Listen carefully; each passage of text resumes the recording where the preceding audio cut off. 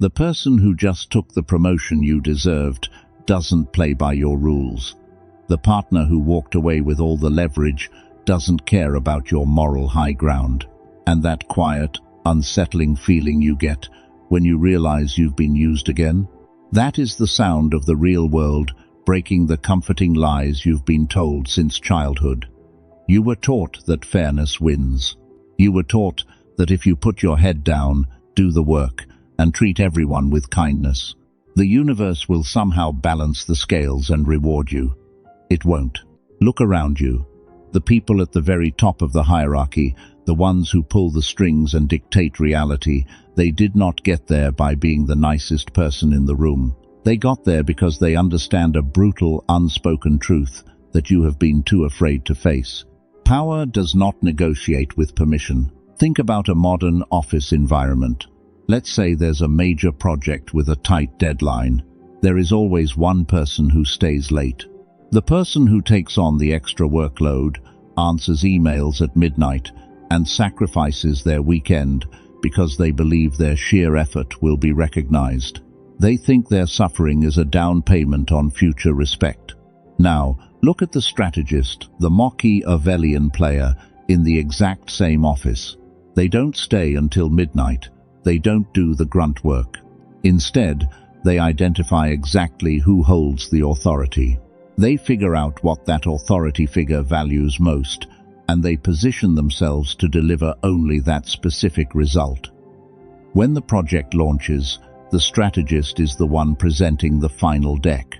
The strategist is the one shaking hands, and the strategist is the one who gets the credit, while the person who actually did the heavy lifting is left exhausted, resentful, and invisible. You might look at that and say, "That's not fair." And you would be right. But complaining about fairness is the absolute lowest form of strategy. It is the language of the powerless. The concept of fairness is a social construct. It is a myth, carefully maintained by the powerful to keep the weak predictable. If they can convince you that following the rules will eventually pay off, they never have to worry about you becoming a threat. You police your own behavior. You stay in line. You wait patiently for a turn that is never going to come. Let me be very clear about how ruthless people view the world. When you offer kindness unconditionally, without any leverage or boundaries, they do not see virtue. They see a target. They see a vulnerability that can be exploited.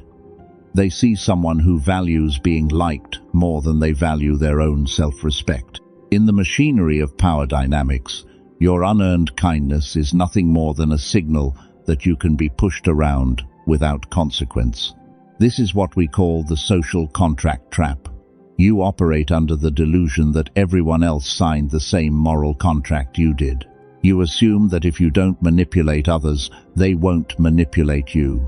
But the predators swimming in the same waters as you, they tore up that contract a long time ago. They recognized that the rules were designed as fences for the sheep, not cages for the wolves.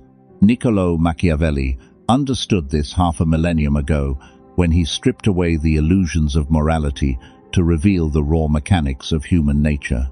He saw that men are driven by self-interest, by fear, and by the desire for control. To pretend otherwise isn't noble, it's dangerous naivety. When you walk into a negotiation, a relationship, or a corporate battlefield armed only with good intentions, you are bringing a prayer to a knife fight. You must understand that the ruthless do not hate you. It's worse than that. They feel absolutely nothing for you. You are simply a piece on the board, a resource to be managed, utilized, and eventually discarded when you no longer serve their strategic goals.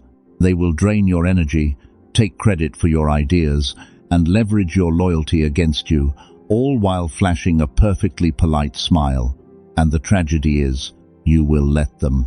Because you are waiting for a referee to blow the whistle and call a foul, there is no referee. There is only the game, and the people who know how to play it. If you want to survive, if you want to stop being the collateral damage in someone else's rise to the top, you have to kill the part of yourself that needs the world to be fair.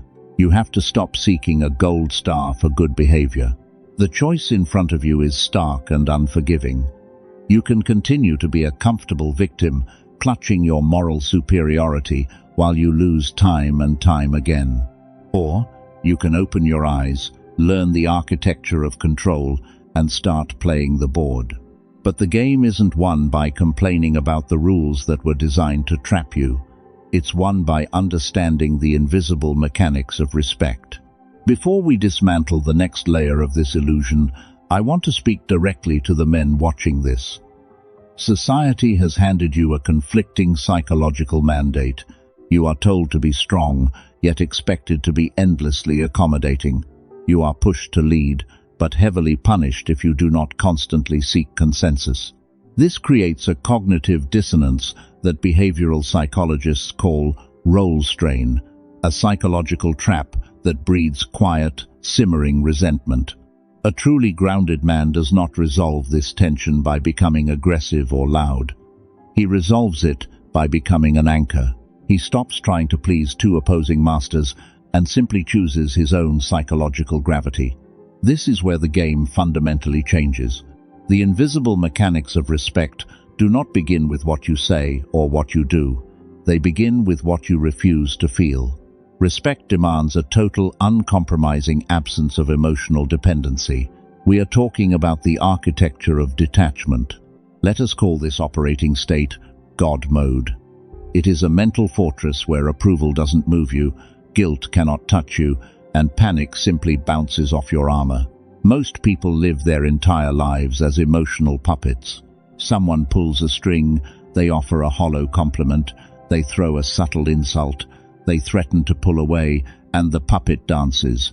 Picture a high-stakes disagreement. It could be a toxic partner trying to twist reality in a dimly lit living room, or a manager denying you the salary you've earned behind closed doors. Watch how the amateur behaves. The amateur feels the injustice in their chest. Their heart rate spikes. They lean forward. They raise their voice. They start deploying logic, pulling up past examples, desperately explaining their side of the story because they need the other person to understand. They need the other person to validate their feelings. Now, look at the strategist. The strategist sits back. They let the silence stretch. They watch the other person flail in their own emotional turbulence. The strategist doesn't explain. They don't defend. They simply stare back, entirely unmoved, like a scientist observing a rat in a maze. This is the principle of the asymmetry of care. In any dynamic, the person who cares the least holds the absolute most power. The moment you need a specific reaction from someone, whether it is an apology, a raise, or just an acknowledgement that you are right, you hand them the keys to your psychological state. You give them leverage. They can now withhold what you want in order to control what you do. The ruthless understand that power does not negotiate with permission.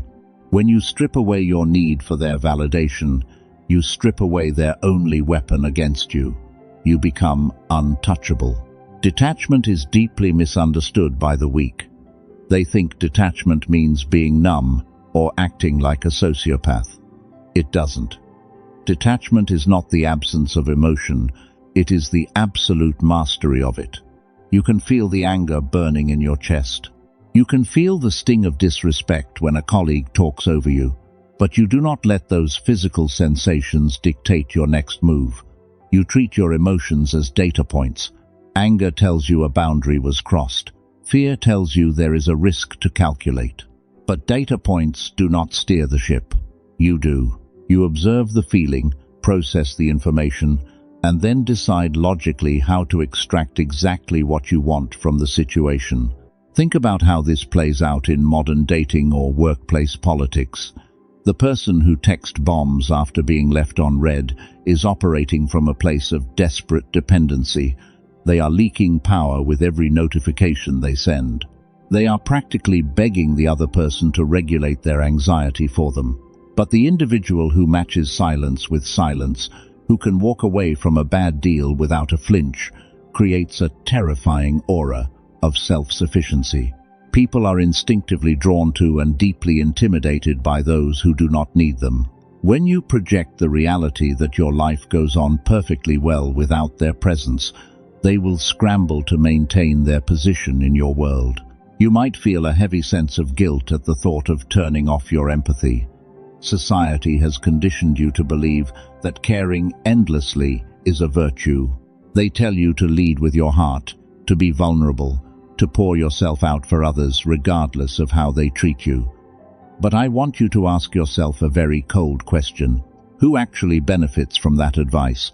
The people who consume your energy, the corporations that exploit your loyalty to keep margins high, the narcissists who feed on your endless capacity to forgive. Your empathy is a luxury resource. When you give it to everyone unconditionally, you bankrupt yourself. The strategist treats empathy like currency. They spend it only on those who have proven their worth. For everyone else, they offer only cold, polite detachment. To enter this state of God mode, you must accept a harsh truth.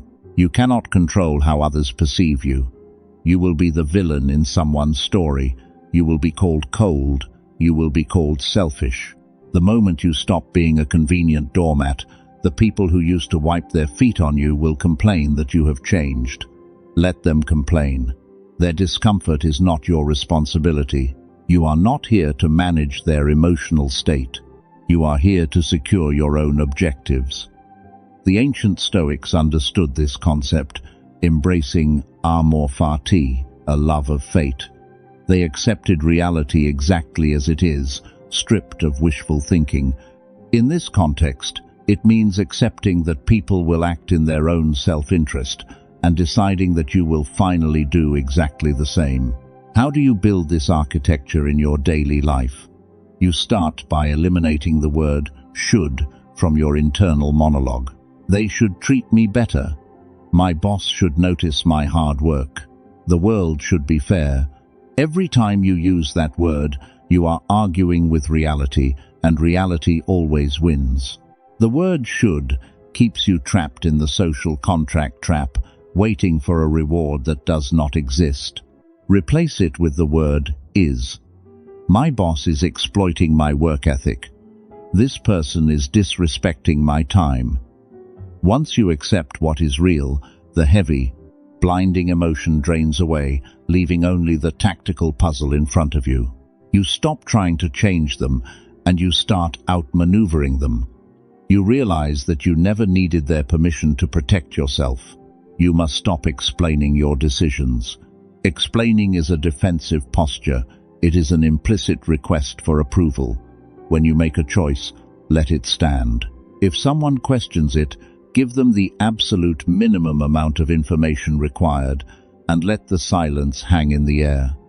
Watch how uncomfortable they get when you refuse to justify your existence to them. This coldness is not cruelty. It is the necessary calibration of your own borders. It is the realization that your internal peace is worth infinitely more than their temporary comfort. Yet, mastering your own internal chaos is only the first step. The true art is learning how to orchestrate the anxiety of everyone else without making a sound. There is a profound misunderstanding in modern culture about what power actually looks like. You have been told that power is loud. You have been sold the idea that to be influential, you must command the center of attention. You are told to speak your truth, to assert your presence, to aggressively market your personality to everyone in the room. This is the behavior of the court jester, not the king. In any ecosystem, the loudest creatures are usually the prey. They make noise to warn the herd, or they make noise because they are terrified. The apex predator moves in absolute silence. It does not announce its arrival. It simply observes, calculates, and acts when the environment is perfectly aligned for its success. To understand how to weaponize silence, you must first understand how talking bleeds power. Every single time you open your mouth, you are leaking information. You are showing the world your hand. Picture a typical chaotic meeting in a corporate boardroom or a tense family gathering. Watch the amateurs. They talk over each other. They desperately want to sound intelligent. They pitch ideas that aren't fully formed. They get defensive the moment their perspective is challenged. What they do not realize is that in their desperation to be heard, they are handing the strategist a complete map of their psychological vulnerabilities. The strategist sits at the edge of the table. They say very little. They take notes not on the project, but on the people. They observe who is insecure, who is aligned with whom, and who is desperate for the boss's approval. They let the room exhaust itself. They let the loud participants argue themselves into a corner. And then, right before the meeting ends, when the air is heavy with fatigue, the strategist delivers a single delayed sentence that perfectly reframes the entire problem. Because they have hoarded their words, the sudden break in their silence carries massive gravitational pull. The room pivots. The loud amateurs are forgotten. The strategist just took control of the outcome without ever raising their voice. Silence is not just the absence of noise, it is a psychological vacuum. Human nature is fundamentally terrified of a void. When you stop talking, the person across from you will instinctively panic. Their brain will scramble to fill the empty space. This is a lethal tool in negotiations. If someone makes you an insulting offer, whether it is a low salary, a terrible deal, or a blatant lie in a relationship, the amateur reacts. The amateur argues. The strategist simply looks them in the eye and says nothing. You can practically watch the other person's heart rate accelerate. The silence becomes suffocating. Within seconds, they will begin to backtrack. They will negotiate against themselves. They will over-explain, apologize, and offer concessions you did not even have to ask for. You extracted value simply by refusing to participate in their script. This dynamic is even more pronounced in the digital world. Think about the modern anxiety of leaving someone on read. When someone sends you a heated text, trying to bait you into an emotional argument, they are expecting a volley. They want the push and pull. When you read the message and simply do not reply, you are dropping a bomb into their mental architecture. The silence is deafening. They stare at their screen. They wonder if you are angry, if you are busy, or worst of all, if you just do not care. You are entirely orchestrating their internal chemistry, driving them to a state of desperate unease, while you are calmly drinking your coffee and living your life. But silence alone is not a complete strategy. If you are perpetually silent, you become a statue, predictable and easy to walk around. To become truly untouchable, your silence must be paired with extreme unpredictability. Predictability is the death of leverage. If people know exactly how you will react to a compliment, an insult, or a delay, they possess the formula to control you. You become a vending machine in their eyes. They press a specific button, and you dispense the exact emotional reaction they ordered. They know that if they flatter you, you will do their work for them. They know that if they ignore you, you will chase them. You must break the machine. You must become formless. To introduce strategic unpredictability, you scramble their data.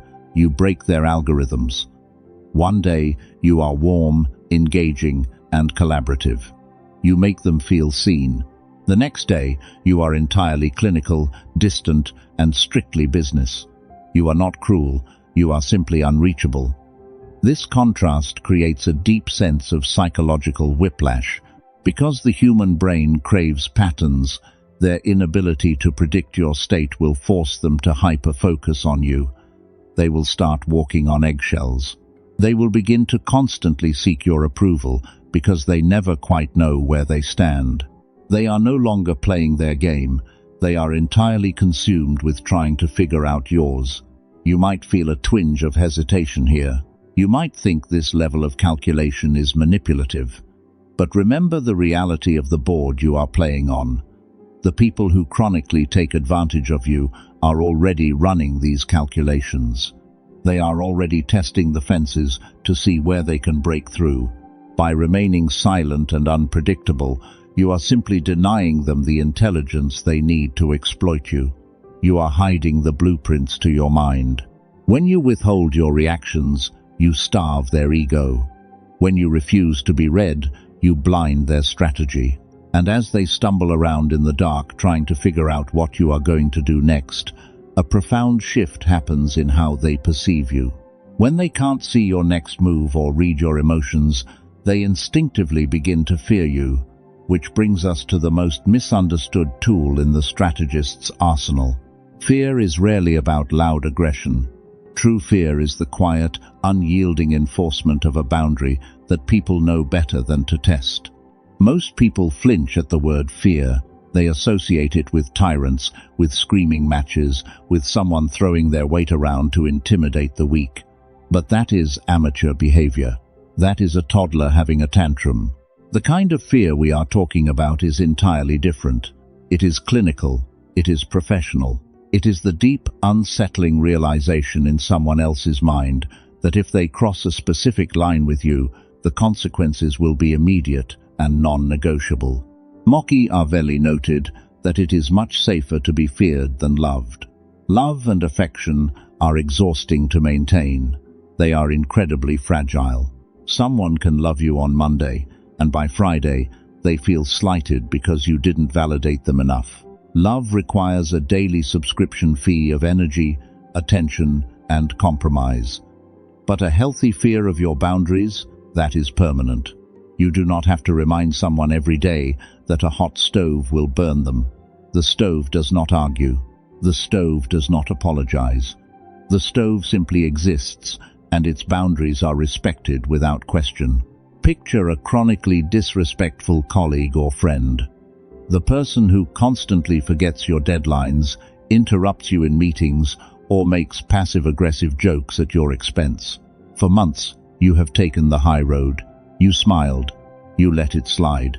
You told yourself you were being the bigger person.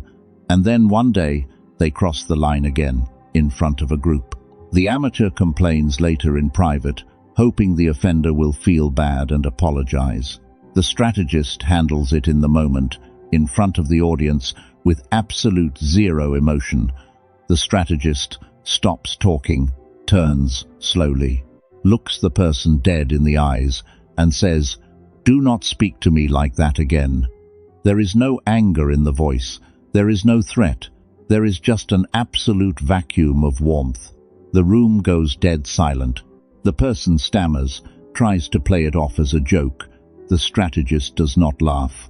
They simply hold the eye contact for 3 agonizing seconds, and then return to the conversation as if the offender ceased to exist. That person will never test that boundary again. Now, brace yourself, because this is where the truth cuts to the bone. You blame them for disrespecting you. You sit in your room, ruminating on how toxic they are, how unfair it is that they treat you this way. But the issue isn't their toxic behavior. The issue is your open door. You trained them to disrespect you. Your past silence wasn't you taking the high road. It was you giving them a master class on how to walk all over you. Every time they pushed the line and you did nothing, you sent a clear, undeniable signal. My boundaries are suggestions, and my self-respect is negotiable. You created the exact monster you are now hiding from. People are efficiency machines. They will take whatever path offers the most reward with the least resistance. If being rude to you gets them what they want and costs them absolutely nothing, they will do it every single time. It is not personal. It is just math. When you refuse to issue immediate consequences, you are subsidizing their bad behavior. You are paying the psychological tax for their convenience. You must understand that moral complaints do not change behavior. Telling someone they hurt your feelings means nothing to a person who is operating purely on self-interest. The only language they understand is friction. Once you accept this bitter pill, something incredible happens. The victimhood evaporates. If you built the cage, you possess the key to open it. You reclaim absolute agency. You stop waiting for people to magically become better humans, and you start installing electric fences. You realize that you never needed them to be good. You only needed yourself to be dangerous to cross. Implementing this requires a profound shift in how you view conflict. Weak people view conflict as a failure of harmony. They will do anything to avoid the uncomfortable pause, the tense silence, the awkward confrontation. They sacrifice their own resources to keep the peace, never realizing that a peace bought with your own dignity is just a hostage situation. The strategist views conflict as a calibration tool. A boundary without a consequence is not a boundary, it is a request. And the ruthless do not honor requests. When you issue a consequence, you must strip away all emotion. If you get angry, you show that they hurt you. If you cry, you show that they broke you. If you yell, you show that you are out of control. Your delivery must be as cold and mechanical as an automated penalty. If you cannot meet this deadline, I will reassign the project and you will lose the credit. If you raise your voice again, I will leave this room. You state the reality, and then you follow through with terrifying consistency. You do not offer second chances. You do not waver when they try to guilt trip you. This level of consistency builds a psychological perimeter around you. Over time, you do not even have to speak the consequences out loud. Your reputation precedes you. The people in your orbit begin to self-correct before they even interact with you. They double-check their work. They moderate their tone. They ensure they are bringing value rather than extracting it. They do this because the underlying current of fear, the fear of losing access to you, the fear of triggering your cold detachment, is always humming quietly in the background. It is a protective field that keeps the parasites at bay. You have stopped being a target, and you have become a force of nature. But enforcing boundaries without exhausting yourself requires a presence so deeply rooted that people sense your standards before you even open your mouth. This is the final evolution of the strategist. You do not want to spend your life playing defense. You do not want to wake up every morning bracing for conflict, constantly swatting away disrespect like a swarm of insects. That is the existence of a guard dog, not a king.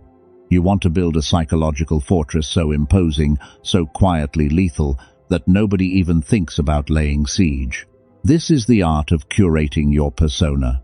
Power is not just the physical actions you take, it is the enduring reputation of what people believe you are capable of doing. It is the shadow you cast before you enter the room. To understand how this shadow is built, look at the profound contrast between the impulsive reactor and the patient architect. When an amateur is slighted, perhaps a colleague steals their credit in a meeting, or a so-called friend attempts a subtle public humiliation, their ego demands immediate gratification. The amateur's blood boils. They fire off an angry, passive-aggressive email. They seek out allies in the break room to gossip and complain. They try to score a quick, petty point to soothe their bruised pride.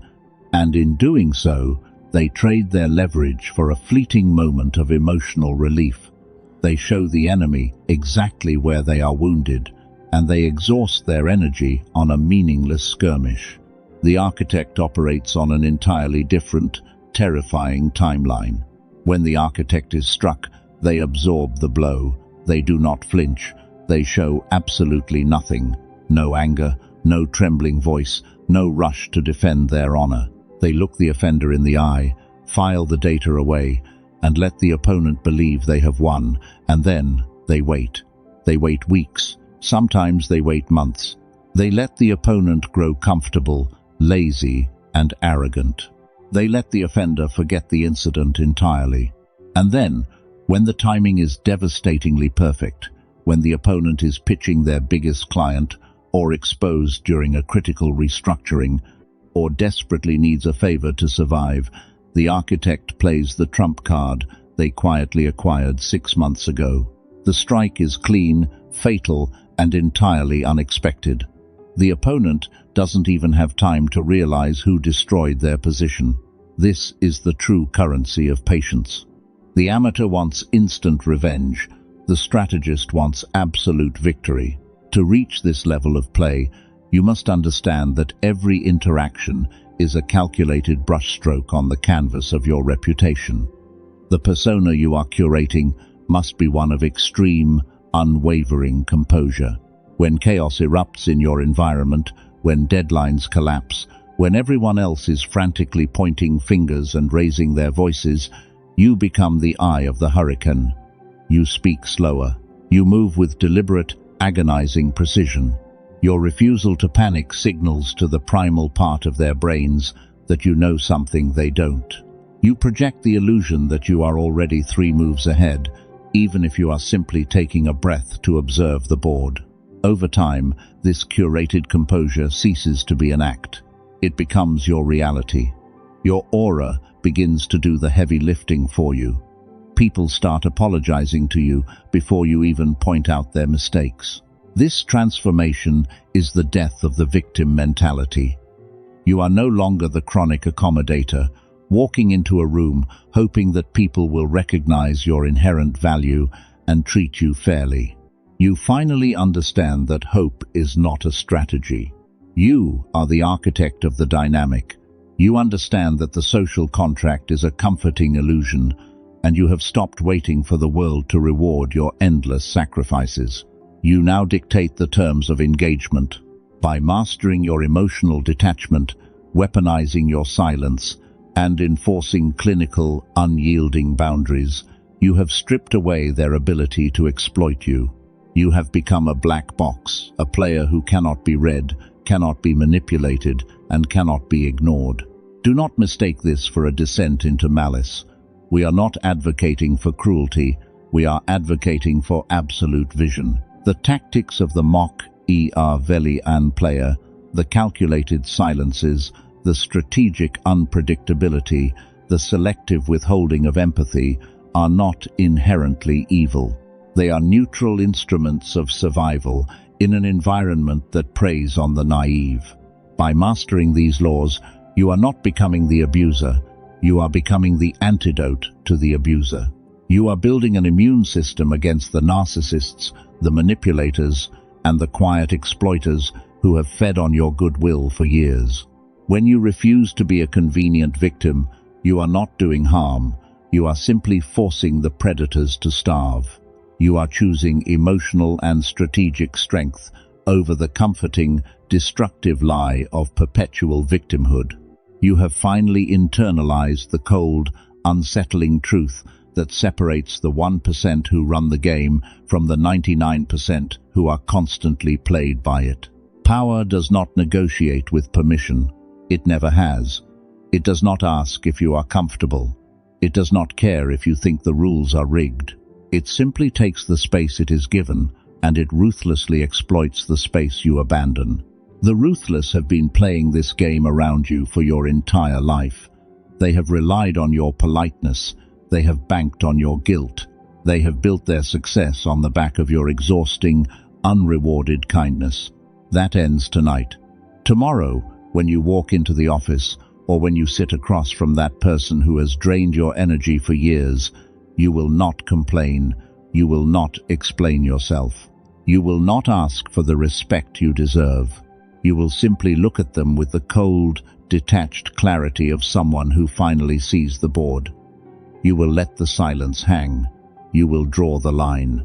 And you will watch them realize, with a sudden sinking dread, that the easy target they used to know is gone. If this exposed a truth you have been avoiding, leave a like on this video. If you are ready to stop being collateral damage and start studying the real rules of the game, subscribe to the channel. We do not sell false hope here. We arm you for reality. The game is happening right now. It is your move. To the core community who has been with this channel since the beginning, and to the new minds joining us today, thank you. Your time, your fierce loyalty, and your willingness to face these uncomfortable truths are what keep this space alive. We are building a collective of individuals who absolutely refuse to walk through life blindfolded, and I do not take your support for granted. In our next video, we are going to dissect the psychology of the covert enemy. We will break down exactly how to identify the people in your inner circle who are quietly rooting for your failure and the precise strategy to neutralize them before they can make a move. Until then, keep your eyes open, stay ruthless, and always trust your instincts.